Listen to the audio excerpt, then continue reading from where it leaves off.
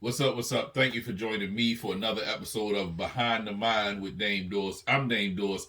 I'm excited about this one with COVID and so much talk about COVID and what do we do with COVID and what do we do with students in COVID? Do we send them to school? Do we not send them to school? I wanted to know, so I wanted to grab an educator and I went and got the best educator I could find. One of the best ever, 2018 Baltimore District Teacher of the Year, LaQuisha Hall. I know you're going to enjoy this. I get to ask her some great things. We go real deep in this one, so this one is fitting to be good. Make sure you subscribe to my page so you can catch all of the inspiring, encouraging interviews that I get to do. But right now, let's jump straight into my interview with LaQuisha Hall. So, thank you for joining me for another episode of what I call Behind the Mind, Wait a Dame Minute, whatever you want to call it. My name is Dame Doris. I'm located in Baltimore. What I love to do is interview inspiring people that can encourage us all to be better at what it is that we do and our purpose from the Baltimore area. So today we have a special guest. Accolades just galore.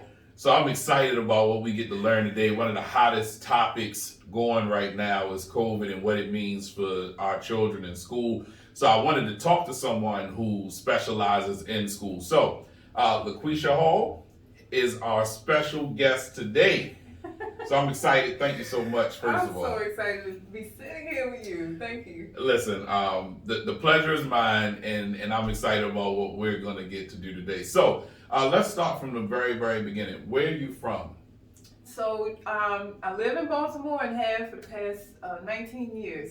But I am from North Carolina, and you can probably hear it because I got a southern twang.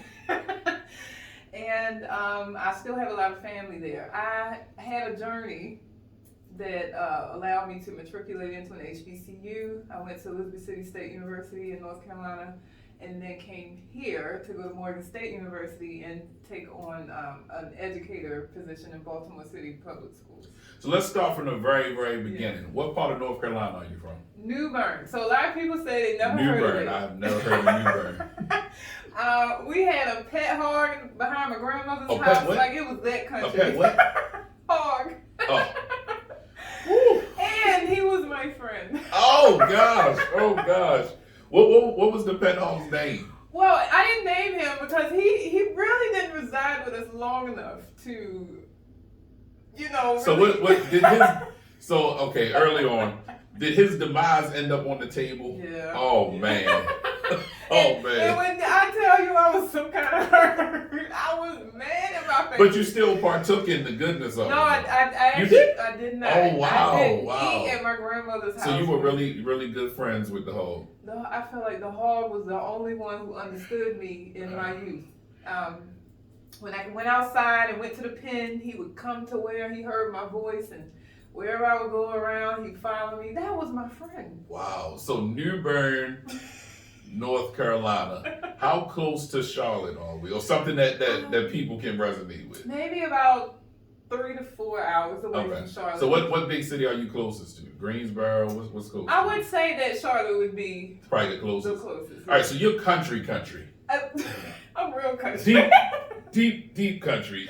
So what's growing up like? Who's growing up with you in North Carolina? Siblings, family, what's it like? I have 3 younger sisters. One is so a you're half the oldest. sister. I am the oldest. Okay. Very bossy still. Oh, okay. Bossy with all everybody now, apparently. I have, and my oldest sister is, I call her second mom. Yes. Yes, she's my second mom. Okay.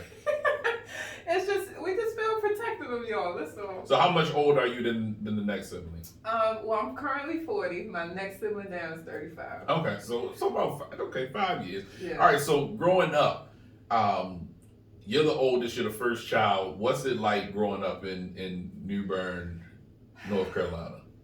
So the truth is, my childhood was a bit traumatic. I grew up in a family of a lot of people who had to overcome a lot of emotional trauma from their own past. They didn't, so it was passed on to us. There was domestic violence in my household growing up, led to my parents divorcing, and then someone came into my family to pretend as if they were supporting my mother, but ended up molesting me in my childhood. So I left home at 16, and I thought that I was like, once I was out of the situation, I was in a place where I was safe and everything would be fine. I could just move on with my life. But I realized that that was when life got harder for me in life. Like, I had told anyone what had happened to me, and it was like carrying a bag of bricks every day that no one knew what was in the bag. And I finally released that information at the age of 18, and it kind of just destroyed whatever relationships I had with a lot of family members. And I wasn't initially believed. I have mended those relationships now. But then it was so painful because I knew I was right. I knew I wasn't making this up. And and I just felt that because the person who had abused me was an upstanding person in the community, I just felt like I didn't really have a fight. And so my childhood was one where I felt like I had to defend myself all the time. And I still, to this carry day, that a little bit. Yeah. So that's some of your, and we'll get to today, but just early on, is that some of where your drive comes from? That is all of where my drive comes from. I am a firm believer in God, and a lot of people, when I share this testimony with them, will say things like, how can you still have faith in God after all these things that happened? And I always tell them, God is not the one who did that to me. And I truly believe that He helped me overcome what I experienced to help other people.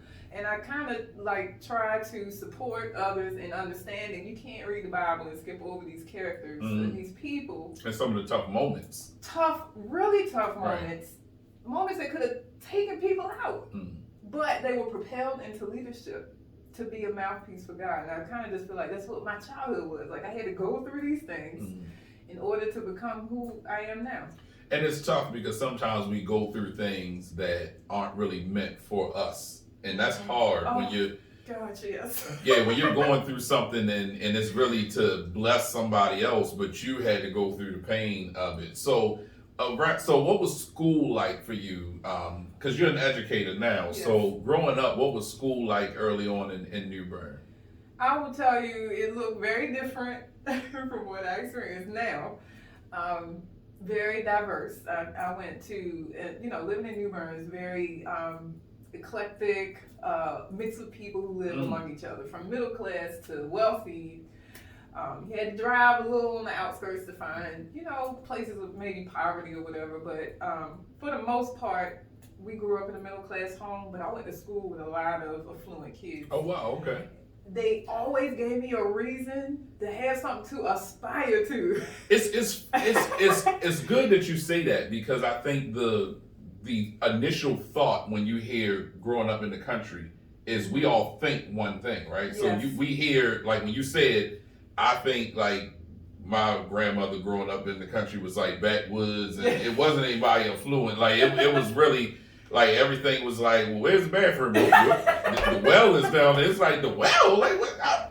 Send me back to Baltimore. Like I'm not doing. So it's good to hear like that. It's not all what we think or what we saw in movies, and it's like, oh, well, that's country living. Absolutely. So to that point, in like school, what do you remember about like school growing up?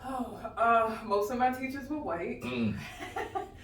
I was in a lot of advanced classes in high school for literacy, especially, which is what I teach now.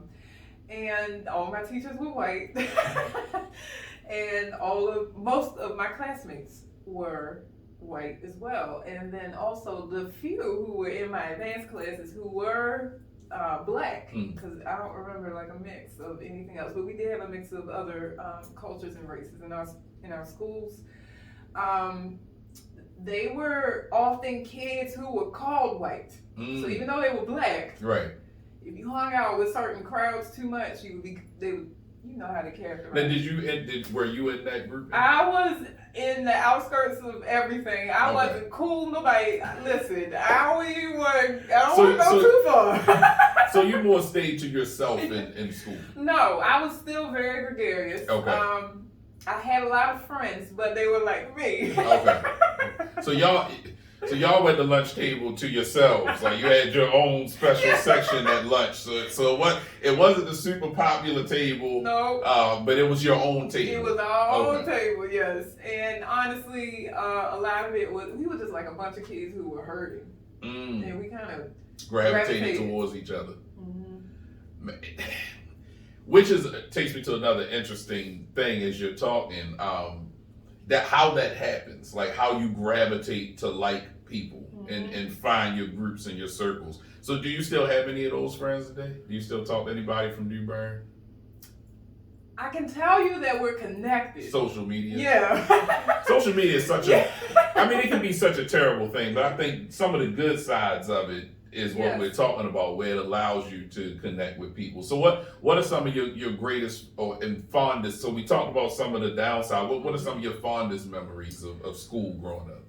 Well, I was an overachiever. I did excel, which is how I got into advanced classes. I ended up getting some scholarships that kind of supported me when I went into college, but I didn't fully understand that process. So I still ended up on the negative on this side, but I was just grateful to have been recognized. I was a part of our choir at that time, and our little dance troupe that we had, and as I got older and when I moved in with my father at the age of 16, I was able to experience more in high school. So I got a little bit more involved. It became a little cooler. So that was actually my next question. So at 16, when you move from your mom's to your dad's. So you're in the same school though? Yes, I stayed in the same school. What is that like, the juxtaposition from one house to the other? Oh, Lord, have mercy. I felt like I had a bit more freedom at your dad's. At my dad's, yeah, but still a bit confined because he was like a more controlling, but not as much on a leash with me. I don't know how to explain it really. I know it sounds like I'm saying the opposites, but he would allow me to do more things, but still kept a really keen eye on how it was being done. And you were still in New Bern? Yes. Okay, and is this like small city? Like what are we talking? So not like Baltimore metropolitan, but big still. So New Bern would have the country part and it would have the city part. Okay. And you took this one highway to get you to both. Okay. And in those backwoods it'd be affluent houses, and in the city part it'd be affluent houses. So kind of Greenbound Avenue, New York Road. So, you can ride that sucker all the way out, and you like, wait a minute, this don't look like what I just came from. Like this yes, exactly. This is a whole lot different going up here. But it's all called New Bern. Okay. Yeah. So all right, so we in New Bern, 16. So you finished high school there, right? All right. So when you finished high school, going into, you said Elizabeth City, right? So what does that look like, transitioning high school to college? So when you go from high school, from there to college, do you move on campus? Are you still at home? What's that look like? I moved on campus. Because it's an HBCU, it was very different from high school for me. And I went there very like my school. Right. So I had a lot of acclimated. So you had a lot of culture shock when you got there. Oh my goodness. So I did undergrad at a PWI. I did my master's at an HBCU, and I was like, oh, this is different.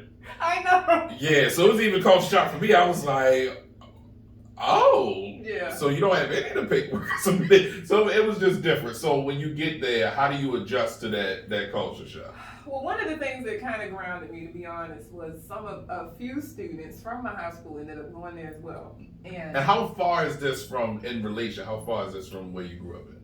Maybe 2.5 hours. Okay, so not super far. I mean, it was far enough. So kind of for us, I went to Salisbury, so it's about the same thing to cross the Bay Bridge to get, over there. So about that. Yeah. Okay. Yeah, okay. Absolutely. And my first year, I was there with my best friend from high school, and we were roommates for 2 years. That was a no-no. But, we learned and we grew. But it kind of grounded me a bit because I had a piece of what I'd left in this new environment, which kind of helped me transition a little better. Because we were the same. So we would talk to each other like, did you see what she just did? And you came in together. Yeah. Yeah, so we supported each other through that transition. And I'll say my freshman year was hard. It was very hard. I was extremely emotional because of all of the things I, shared about from my childhood. I encountered like a lot of the other girls in the dorm calling their parents, so they checking on them and sending them money and packages. I didn't have that, so I was always frustrated, and people trying to figure out what is up with that girl.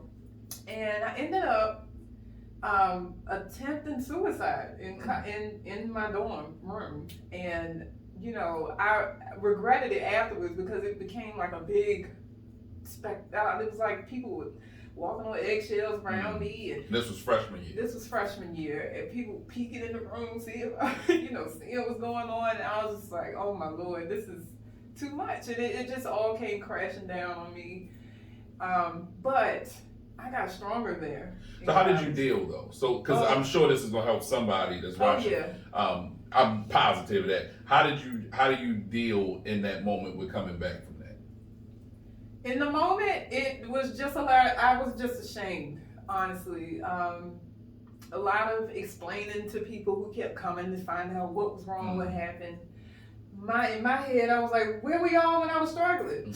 Everybody wants the story after the catastrophe. It would have been helpful if you all had come when you saw I was struggling. And so I did a lot of explaining, a lot of hiding still, some of the things that really pushed me to that. And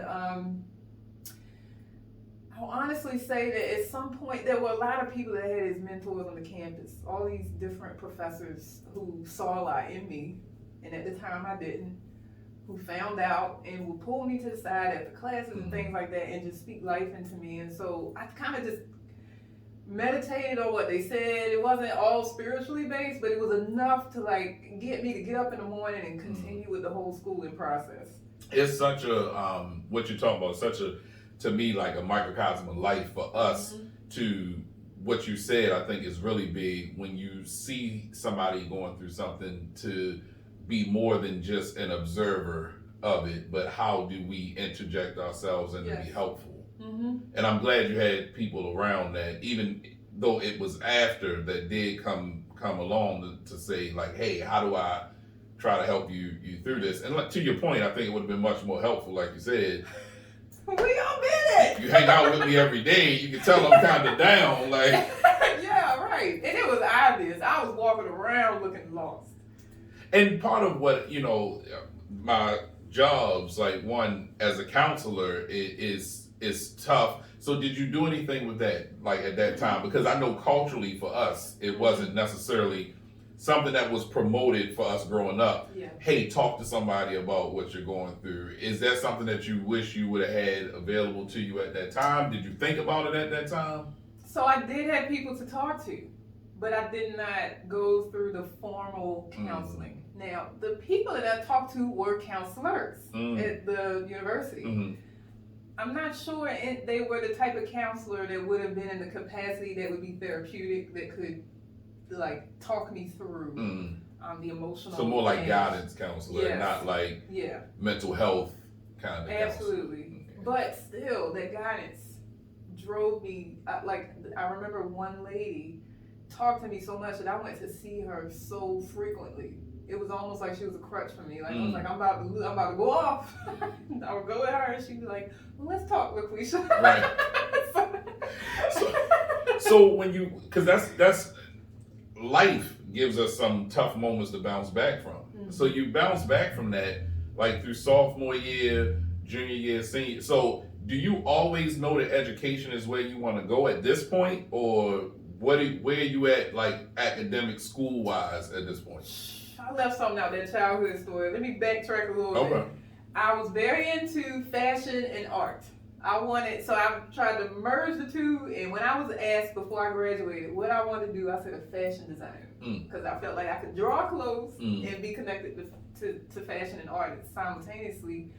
I was told across the board from a lot of different people, you don't want to go that route. You're not going to make any money. Artists don't get paid well, so on and so forth. To the point where I got discouraged.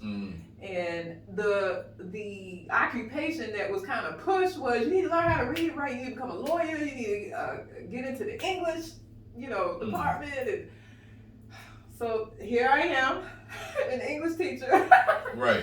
And that was really primarily just because I didn't have any intentions of being a teacher. I just said I'm getting an English degree because I was told I And need to that's know what how you to read should and write. So you went into college like, hey, I wanna come out with an English degree. That was it. So we'll get to that in a little bit. So all right, so going in, you know English is kind of what you want to do. Do you know that teaching is where you want to go with it? Absolutely not. Okay. I had no thought of being a part of education at all until the week I graduated. Oh, wow. From the university. So I used to read books while in college that were titled things like, so you got an English degree, now what? You know, and I was like, okay, so I could be a reporter for the news. I could be a writer for a newspaper. Like I was just weighing all these different English options, and a lot of them seemed like it would still take the amount of work that I would have had to do in fashion design, like to get to the place where I needed to be. Right. So I had two paths. I had a minor in pre-law. So my two paths that I was going to take was I was either going to work in Elizabeth City, because I didn't know where I was going next, as a librarian. Like I had already gone and interviewed for the job, and it looked very promising. And my other option was to go to Regent University, which was a Christian law school in Virginia. But I would have had to take out more loans, look for work there. Oh, I mean, it just looked like a heavy load over there. But everybody talked about how the outcome would be, you come out with your Juris Doctor and you'll be this attorney and all this. And I was like, okay, I still had not decided the last week that I was at the university what I was going to do, but I had an acceptance, barely passing the LSAT. And I had an offer from the library to work there. So I had two options. I just needed to pick. And I went to visit one of those counselors that I'd often visited. And while I was in her office, she got an email from Morgan State University. The email said, we're looking for teachers in Baltimore City schools in exchange for a master's degree for free.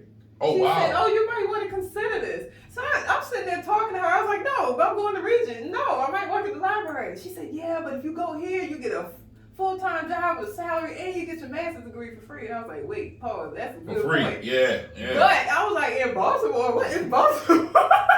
You don't even know where Baltimore is at this point. I didn't know where it was. I didn't have a car. I didn't have my license. Wow. So you couldn't point it out on a map at this point. Did you know it was even in Maryland at this point? Oh, wow.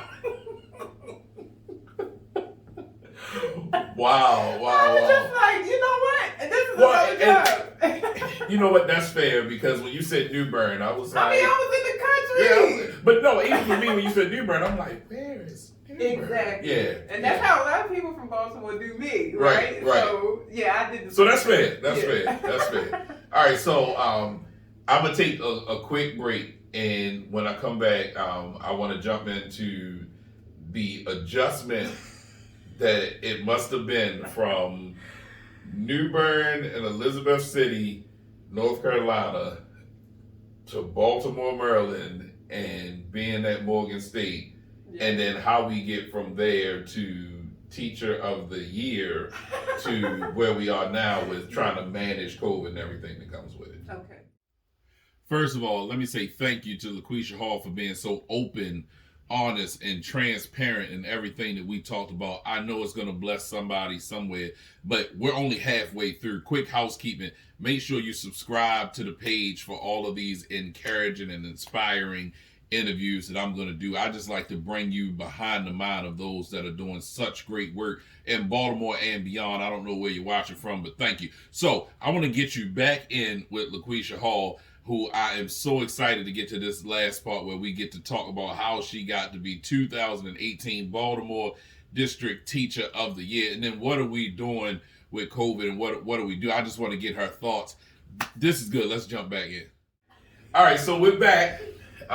We get to do the fun part now before we get to the schooling piece. So let's jump straight in. Your transition from New Bern and Elizabeth City, North Carolina to Baltimore, Maryland. What is that like for you? The first day here, adjusting, what's it like? I'm gonna tell you how country I still was. All my stuff was packed in Rubbermaid bins and packed on a U-Haul truck that was attached to that same counselor's car who got that email. She drove me here because I didn't drive and all of that, and it was Cold Spring Lane, I think, that we came up, and I'm looking out the window. And Cold Spring is not even that bad. What? All right, so time frame wise. This was 2003. I was getting ready to say time frame wise. Let's go back to when. So this is like and 03. I can tell you what I saw. Like 03. Okay. Well, where were you on Cold Spring? So we started at I want to say the top or the end. Like when we came into Baltimore, I remember coming up Cold Spring Lane, and I'm looking out the window on the right hand side. So I think Morgan was starting on the left, but there were houses on the right that were abandoned. Like I could see to the back of them, and they were so close. I said, "Why are those houses so close?" Much different than the affluent areas of New Bern. I wasn't even in an affluent area, but we always had a yard. Like I was like, "Where's that yard?" Oh, so you're coming off of like what we would call single family homes, and it's like, what is a row house? I had never seen a row house. So you had never seen a row house before? Oh, wow. Never seen a row house, and I never saw from the front door to the back of the row house. Because you can just look straight. They were abandoned, I guess, right. And I just felt like I had come into like a war zone. Oh. I was just like, oh my God, I might need to go back home.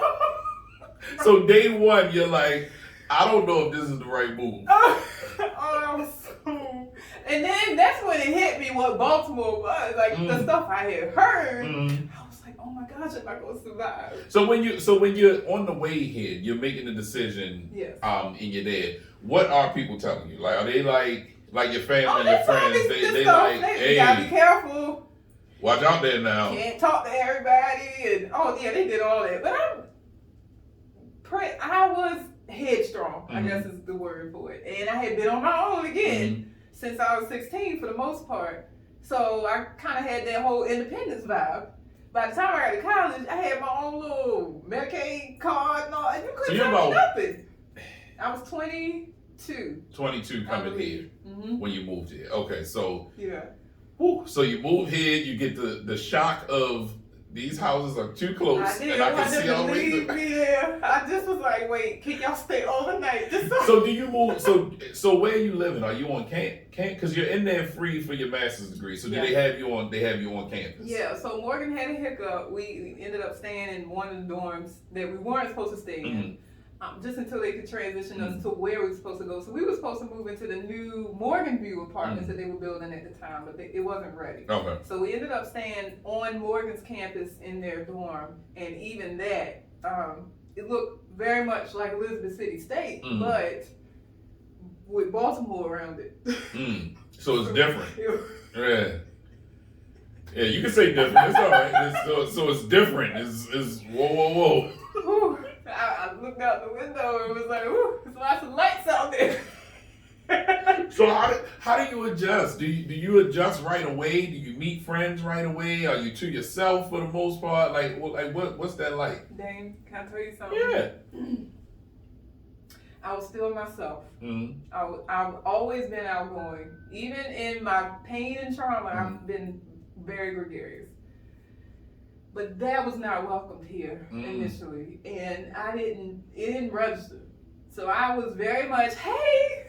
And everybody's and people are like, girl, who are you talking to? So some of my friends would pull me to the side and be like, okay, I know you're just trying to be nice, but here they don't do all that.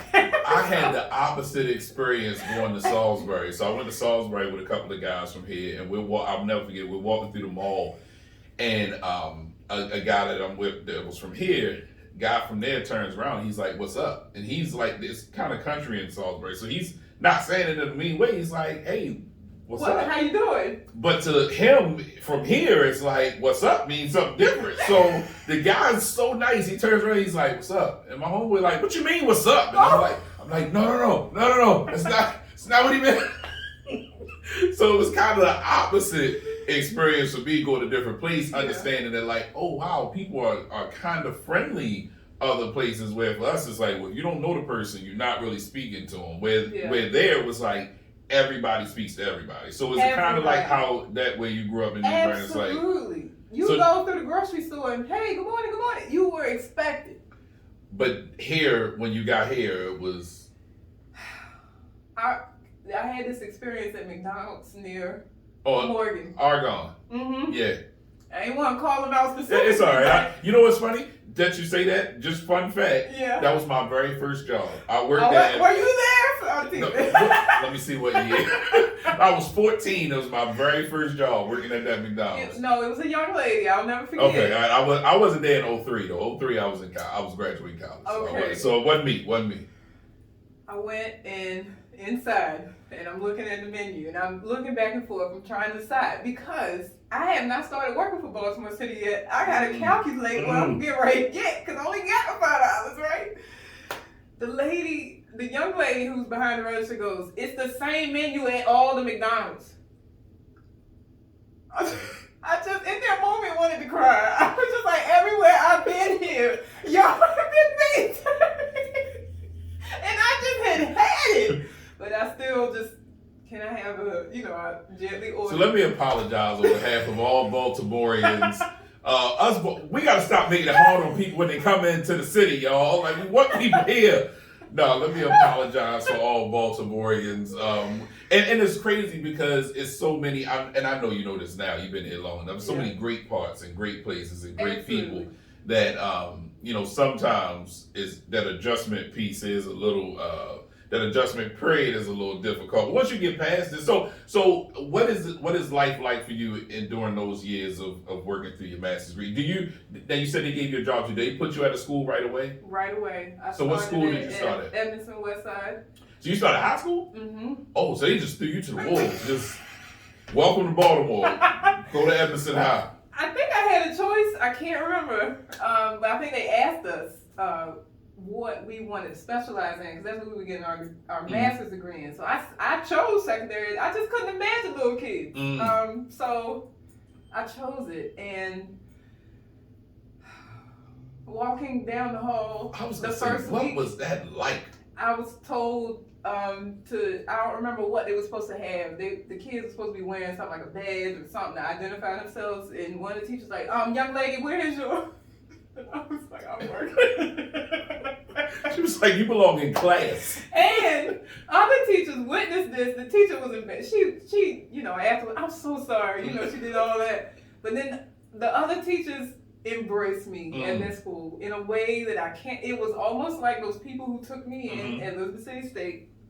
They called me baby girl. That was my nickname, I guess, because I was a baby in the school. And anytime, someone came in, like, who that little young girl upstairs, they was, that's Miss Hall. At that time, I was Miss Tisdale. I wasn't married then. But, the kids, now that's when they threw me to the wolves. Yeah. And I'm going to be honest with you. My first year, the classes they gave me were creative writing, SAT prep. Neither of those courses had a curriculum. Oh, wow. So I didn't have the training that I got at Morgan was not preparation for the classroom. It was more so what is education. Like what is pedagogy? And not how to teach it. It wasn't how to teach. It wasn't where to find the resources for lessons. It wasn't that. So I apologize to any of my former students who might be watching this. I will tell you they love me though. But I just went to Barnes and Noble and bought an SAT book. I was like, I'm going to the copy machine to make copies because this is SAT prep. I'm gonna prep you with this book that I just bought from Barnes and Noble. There was a veteran teacher there who asked me one day how I was going, and I was so stressed out because in order for me to teach that SAT book, I had to know it myself. And I was just like, I don't know how long I can do this. And she said, oh, girl, you're not supposed to be teaching that. You're supposed to be teaching this. You're supposed to teach how to think through the SAT, not the actual questions of the SAT. Miss Bullock, she is still a part of my life to this day, heavy. And she gave me resources. She gave me everything. She was a veteran teacher, okay? Her name was on everything in permanent marker. She told me to write on my copies with a yellow highlighter so I knew what my original was. So when it went through the copy machine, that didn't come out, you know, and she just really held my hand through the process. The creative writing class I had more success with because I love writing. But that SAT class, those kids were like, oh, this poor teacher.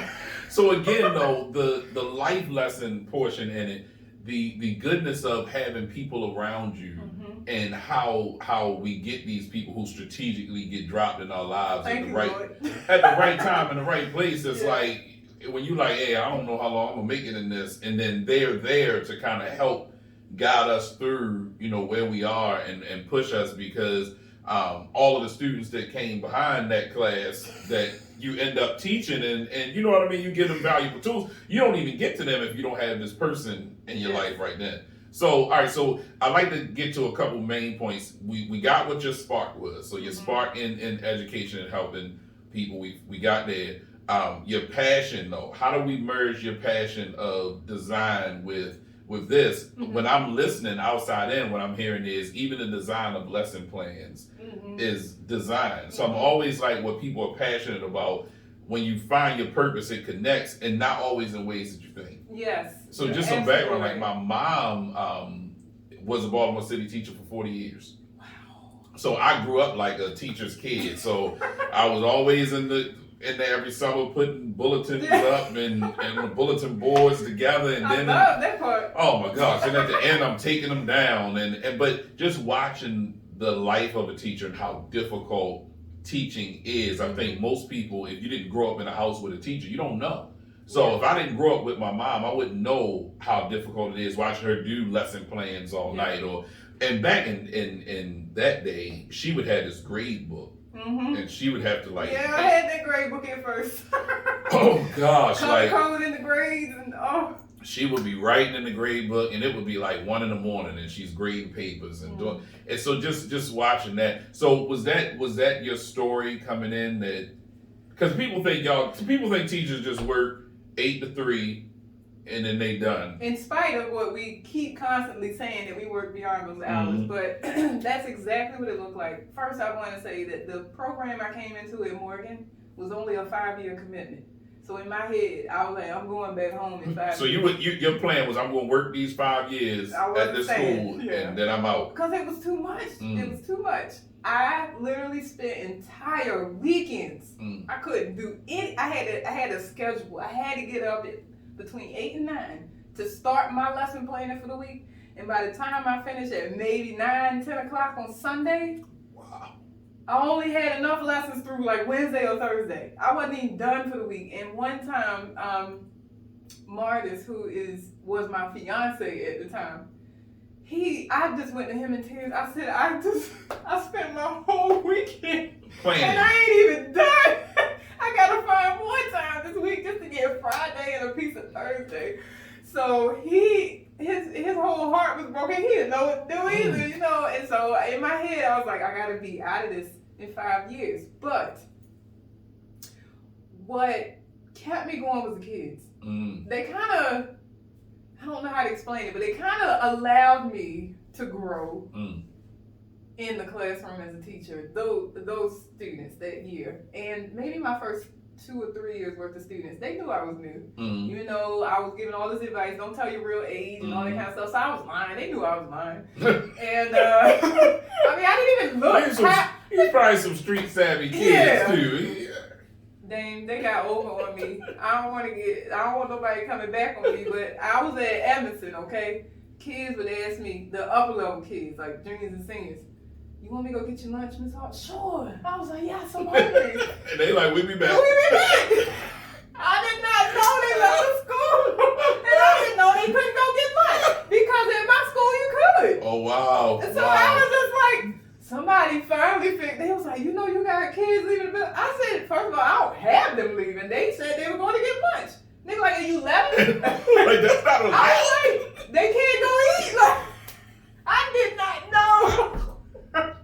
Even now, thinking about it, I'm just like, God, I'm so grateful that I'm grown. And so green coming from New Bern, North Carolina to Baltimore City. Like, hey kids, you know what? Go outside. It's been a long day. day. Going outside. Eat in there too. Like, take your time. Go on and get something to eat. Just come back when you feel like it.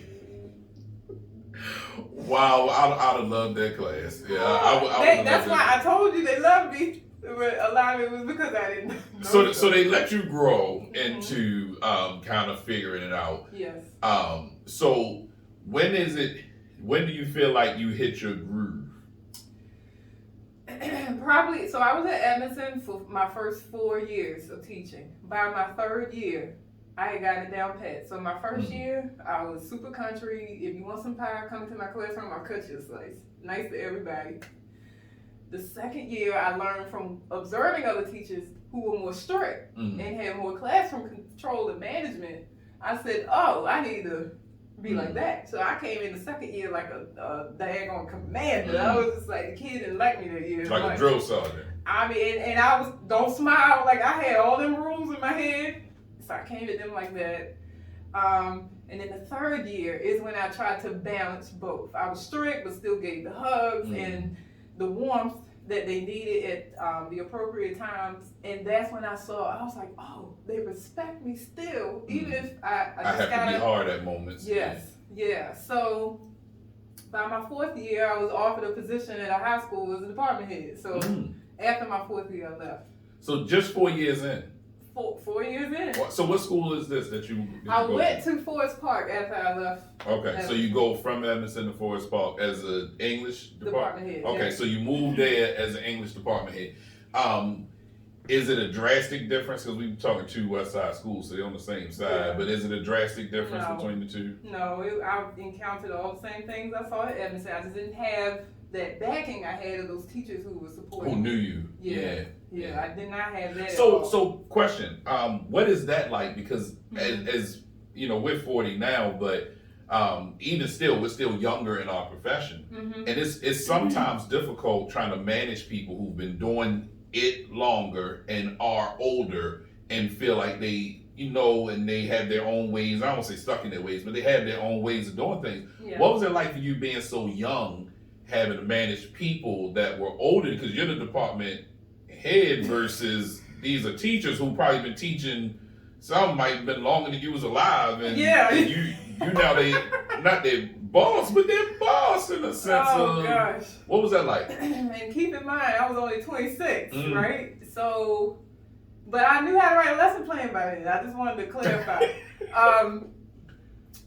I will say that it was a difficult transition because not only was I young, but I was new to the school building. So no one knew who I was. It was like now, if I go to a school, some people know me, but then they were like, who are you? Right. Telling me what to do. And you're young, and you think you're in charge. I had the largest department in the school. It was 12 teachers versus all the other departments had like 8 or less.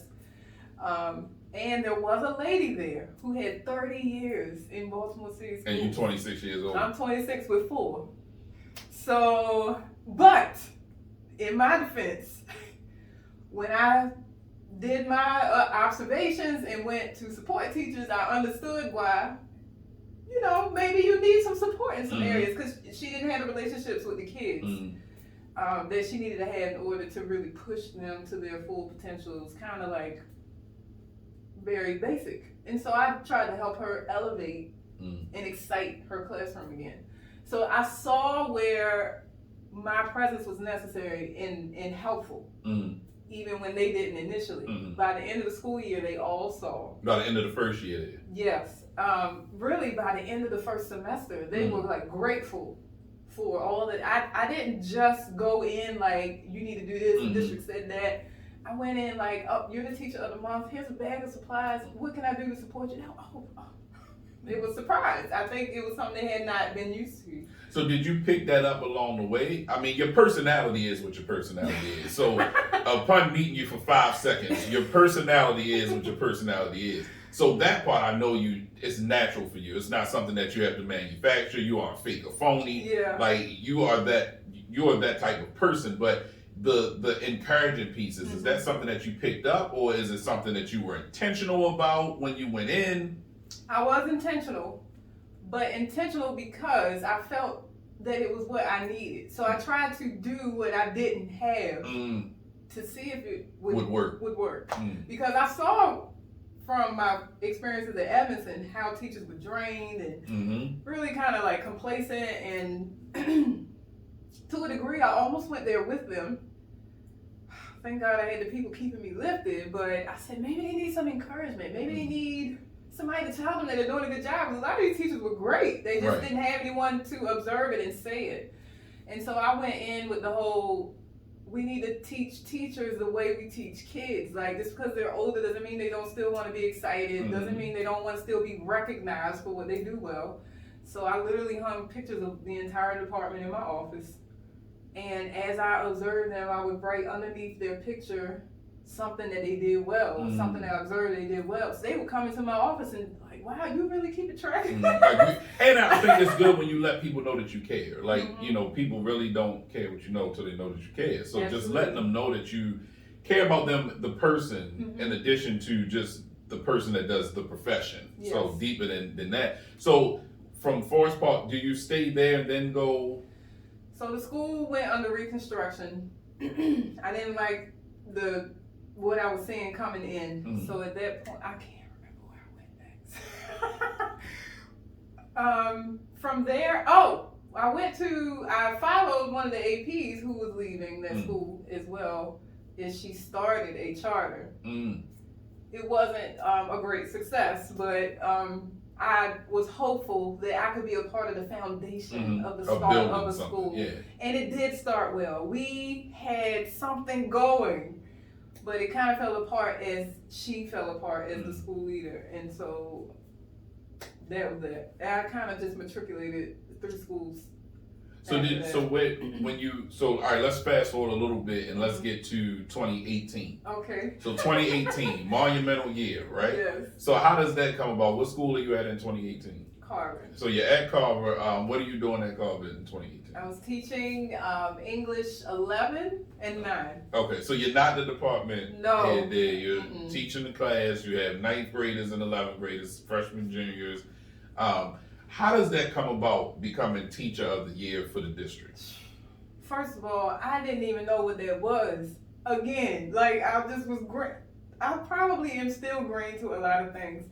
I didn't know that there was a teacher of the year for the district prior to that year. I got an email randomly one day that says, congratulations, you've been nominated. And I was like, oh, that's cute. It was kind of like what I was doing at Forest Park. Like, oh, y'all recognize teachers here. But then I kept reading the email that said, but you had to apply to go further. So I was like, oh, that's nice, but I ain't got time for writing no essays. That was the next step. So what pushes you to do it? The lady in charge reached out repeatedly. It was like, Ms. Hall, please fill out the application. I was like, oh, I think I did it 2 days before the deadline. Wow. And because I'm an English teacher, I was able to it was like 5 essays you had to write. So I literally just sat down one day and wrote them. That would have disqualified me. Listen, so many people say that. Yeah. But I felt like, I said, I'm just doing this to get the lady off my back, who is now my friend, by the way. But I submitted it with no expectation at all. Because I didn't even know what it was. Yeah, just here it is. I think after I got that email, I Googled it or something, and I found like a YouTube video that showed me the superintendent walking into the previous teacher of the year's classroom. I said, oh, I didn't know they did all that. And then I remembered, I think I went to the gala. I went to the teacher of the year gala, but I didn't even know. I didn't know because I was sitting at a table for another district. They sponsored the table. I was invited by a friend. I was sitting with a friend. I wasn't thinking about Baltimore City. I was just like, oh, I'm at Martin's West. Let's eat. Do they have crab cakes? I love that crab cakes. Yeah, so I would have went too. Yeah, I would have went too. Sign me up. I can tell you, it was Anne Arundel County. So, of course, I'm sitting at her table. When she get up, I'm cheering for her. And, I didn't know the teacher from Baltimore City. So, I saw the man, and I was like, oh, that's nice. And I just left. So, how do they notify you? So, is it another email that comes in that's like, hey, you won? It was an email that said you became a finalist. No. Okay. So, after writing the essays, I got another email saying I made it to the next round. So, I think after that, they came out to the classrooms of all the teachers that made it to the next round to observe them teach, and then they did an interview with the district staff that was over teacher of the year. So this was not superintendent yet. And so they came into my classroom, and I still had that. I had this vibe because this is years in. I think they picked me at my 16th year. I was like, I've been a good teacher. What y'all just coming in? Y'all just finding out. That's exactly what I say when people ask me, how does it feel? It don't feel no different. Right, y'all just finding out. I've been bad. But what happened was they came into my room, and my kids were painting. So they're in a literacy classroom. And my kids are but it was connected to the book To Kill a Mockingbird. Okay. So when they came in, I made sure to say, y'all keep in mind that you're painting the new symbolism that you're creating. I wanted them to, if it wasn't a mockingbird, what other symbols could be used and why to represent this character or another character from the book, if you know the storyline. And the kids loved it because they like paint, they like getting creative. And so not only did they have the opportunity to be creative, they had the opportunity to explain and analyze that book in a different way. But they didn't see all of the analyzing part. They just saw the kids painting. But I love, even in our conversation, how you took the creative piece from, again, when you started being a creative writing teacher and as SAT prep, to even the English piece, connecting them to benefit the kids. And you asked me earlier, I don't know if I fully answered you, but that was how I allowed those worlds to collide and how I found my purpose. I brought all the creativity I had into for the fashion teaching. part. Oh yes. Literally, I dressed up for work every day. My classroom was always well decorated. So, do you have a Pinterest page? I have a lot of things. So, at the end, I want you to drop those because your classrooms have been like modeled after, and they are some. Let me say this: some epic setups to classrooms. I would not want my mother to have done that because I had to help set up her rooms, and some of that stuff I look at it, I'd have been like, I don't know about this, but I don't know how we gonna pull this dream together. But no, but so you go through that process. What does it feel like when they tell you won for the district? Well, first of all, I gotta tell you, they got down to the top 3. That's when I was like, I don't need nothing else. This was good on my resume for the rest of my life. I could say I was one of the top 3 teachers in Baltimore City. I was fine with it because I was up against a science professor from one of the schools that are held a little higher in the district, and then the other lady had her doctorate. So I was like, I'm out. It's cool. But I was like, it's still an honor. I had pageantry experience as well.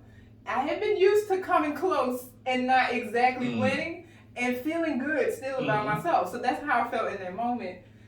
And then she hit us 3 with you got a 15-minute interview with the superintendent. I said, for what? Like, what we gonna talk about? I said, oh shoot. And I had seen her several times out and about at those Martin West events. And every time I met her, I said, I'm praying for you. Because I just wanted her to know I saw the work she was doing, that it was hard. Right. And the difficulty in it. Yes. And she was inspiring to me. And she was so gracious every time. Oh, thank you so much. She didn't know who I was, but every time I saw her, I said that. So I said, I was thinking to myself, I wonder if she'll remember me. I don't know if she did. I didn't even ask. But I did. I think I interjected. I said, I'm always praying for you. I just want you to know. And I was myself in the interview, literally to the point where she asked me if I had any questions for her in regards to where the direction she was moving the school district in. And me and myself, just thinking, like LaQuisha, I said, no, I don't want to talk about that. I said, how are you doing? And in that moment, the way she looked at me, I knew she needed that. You know what I mean? Like, it was almost like she was shocked that that was all I said. Right. And then for a hot second, I was like, maybe I should have asked the education question. Listen, I had teachers who were rooting for me at my school. They were like, make sure you talk about accountable talk. And they were giving me all the, I didn't say none of that stuff. I was just like, she asked me like 2 or 3 questions. I told her straight up. And then I said, I just want to hear like how you get through a day. But another great thing that you I don't know if you realize that you're giving to us is just the ability to be yourself and what that does for you. Where you don't have to try to be anybody else outside of you, and doors are open because they're supposed to open because you're authentically being who you are, opposed to trying to manufacture. Yeah, use something all else. the big words. And just really just being you. So you win for that year. Yeah. I know. So you're shocked. I know because you said you didn't think you were gonna win. So when you win. Does life change for you at all? Or are you, because excuse me, and I say this because you're one of the first people that I saw who referred to students as scholars all the time. So I would hear it here and there, but like always in your verbiage about how you spoke about your students, your kids, it was always my scholars. So how did it change for you? Did it change or did it?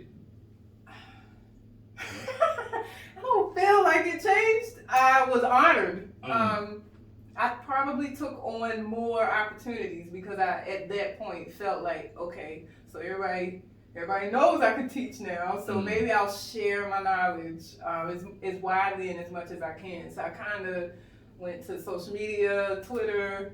I created my own professional developments, invited other educators to learn about some of my classroom practices. Got a lot of people started in calling their students scholars as well. Yep. And I won't say that my life changed. It just became busier and just a bit more known. Like people were actually coming to see what I was doing versus just walking by. And I know you have transitioned a little bit now, so you're more in the coaching role for teachers. How can you just speak to how difficult is it to teach in today's climate? And then we'll get to the last thing I want to get to, which is COVID. It is extremely difficult. It's not just because of today's climate. It was pre-pandemic that a lot of teachers were struggling. I was one of them. Even the year that I was teacher of the year, it was just so heavy. It was just a lot of paperwork, and I was one of those teachers that cared so much about kids. I would spend my own money on them and all that. So I'm exhausting my energy with my scholars and then trying to figure out what part of the day am I going to respond to all these emails with all these deadlines, and it just became so overwhelming to the point where I cried in a professional development because they were presenting something else they wanted us to do, and I was not. I'm not that person. I'm usually one. I have a planner for the planner. Okay, I'll write it all down. Even if I can't get to it, I feel organized, right?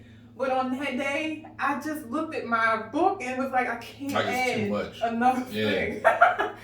And so it was then that I tried to help my colleagues who were also struggling as much as possible, but I too was struggling, so it was almost kind of hard.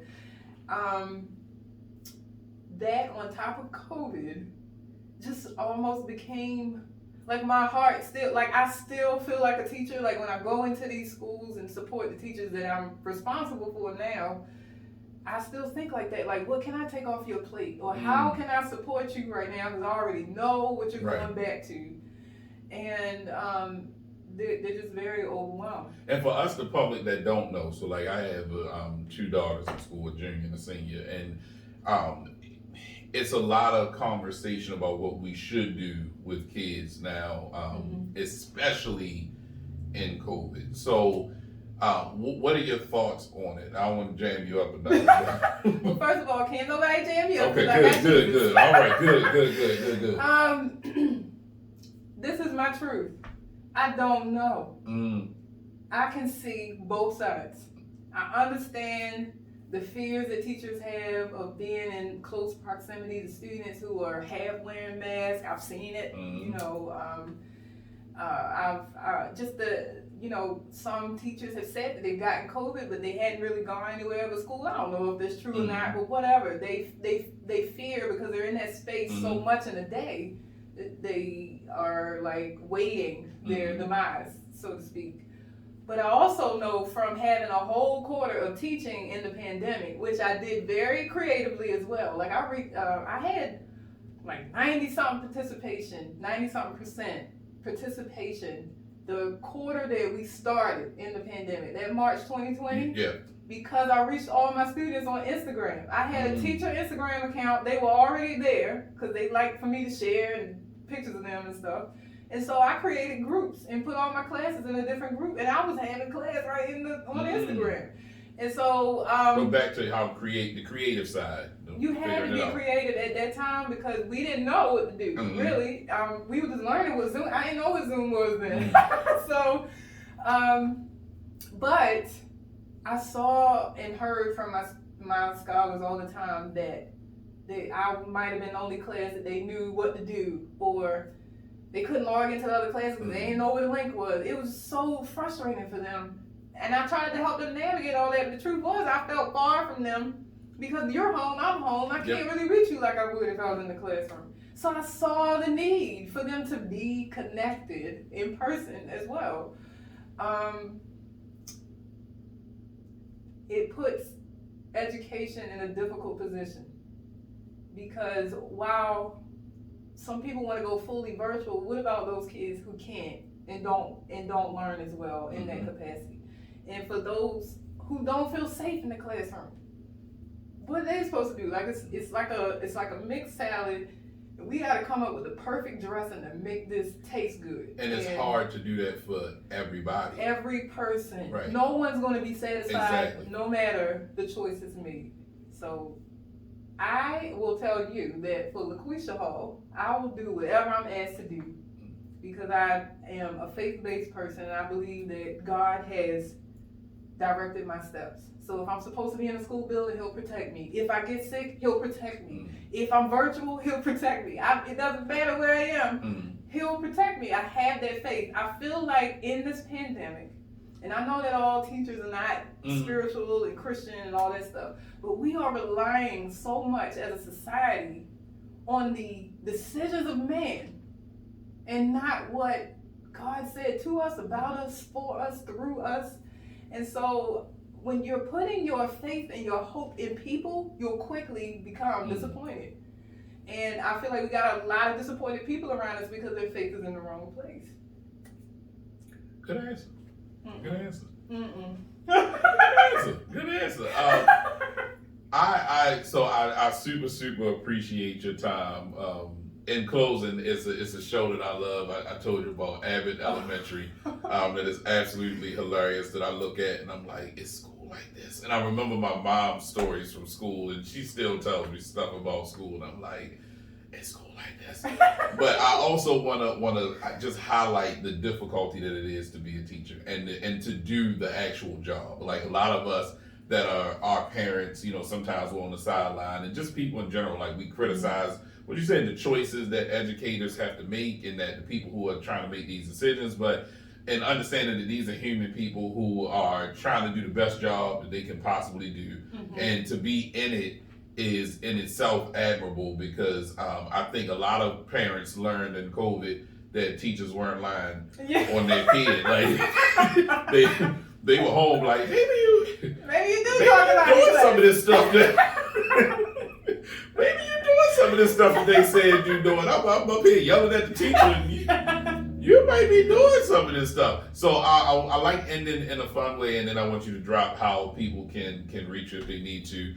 So just rapid fire, right? First thing that comes to your mind. Favorite color? Teal, purple. Favorite number? 2. Favorite movie? E.T. Whoa, that was a good one. Favorite season of the year? Summer.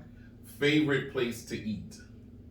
Rusty Scupper. Oh, wow. Favorite person in the world? Jesus. Good stuff. So if people want to reach you like on Instagram, or I know your Pinterest and your rooms are beautiful. So how do we get some of this info to people so they can find it? So first, if you're interested in the educator, LaQuisha, that's at Mrs. M.R.S. Hall Scholars. Mrs. Hall Scholars on all social media. Twitter, Instagram, Facebook. And you have me on Twitter too. I have my active on there watching y'all. Watching y'all. Have me on Twitter. Look, Twitter's my fun space. I love Twitter. I feel like I can say what I want on Twitter. Well, I gotta be a little more. Yeah, I'm good. I'm like I like Twitter. I like it. Facebook. You gotta tone it down. yeah. Instagram, you just pictures. But Twitter, oh, you let them, I let them fly on Twitter. You telling it all now. Everybody They gonna look for you now. Let me see what's on his Twitter. Oh, but if they're interested in the art, LaQuisha, because I also teach like classes and all that, everything that they told me I couldn't do, I do it. And I'm glad that you ended with that. Everything that they told you couldn't do, and your purpose, you still find a way to do. Yes, absolutely. That can all be found at Confident Canvas. Okay, and that's on Pinterest everything. too, right? Okay. Yep, absolutely. Cool. Well, I appreciate you doing this, taking time out of your day. You are an educator, so it's not like you're not busy. It's not like you ain't had nothing else that you could be doing right now. So I appreciate you doing this. I really hope that this always serves as like inspiration and encouragement. I know so many educators that I love personally. Yes.